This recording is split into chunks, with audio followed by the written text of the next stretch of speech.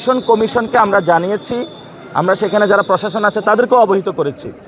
প্রশাসন বলেছে এবং ইলেকশন কমিশনের প্রধান যে আগে নাকি ভোট কেন্দ্রে হলো কুকুর থাকতো, মানুষ যাইতো না ভোট দিতে, এখন মানুষ যাচ্ছে, ভালো কথা মানুষ যাচ্ছে, কিন্তু মির্জা আব্বাসের এরিয়া তো মানুষ যাচ্ছে না, সাথে সাথে সন্ত্রাসীরাও যাচ্ছে। সেটা কি ইলেকশন কমিশনের প্রধান জানে? নাকি উনি মির্জা আব্বাস ওনার খালু, ওইখানে ওনার চোখ বন্ধ করে আছে?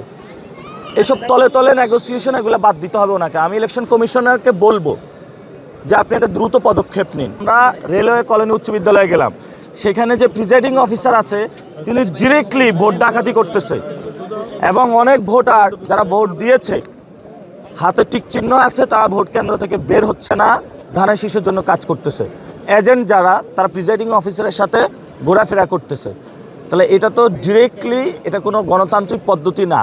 আমরা বের হলাম, আমাদেরকে স্লেজিং করা হলো, আমাদের উপর অ্যাটাক করা হলো, সেনাবাহিনীর সামনে আমার মাথায় আঘাত করা হয়েছে, আমাদের 3 জনকে কিল, ঘুষি, থাপ্পড়, লাথি দেওয়া হয়েছে। এগুলা বাংলাদেশের সামনে, মানুষের সামনে ওপেনলি ভিডিওর সামনে এসেছে এবং সেখানে অনেকগুলো সন্ত্রাসীকে কেন্দ্রের বাইরে তারা জড়ো করেছে। তো যে মহিলা কলেজ এবং রেলওয়ে কলোনি উচ্চ বিদ্যালয়, দুইটাতে ভোট ডাকাতির মহা উৎসব চলতেছে।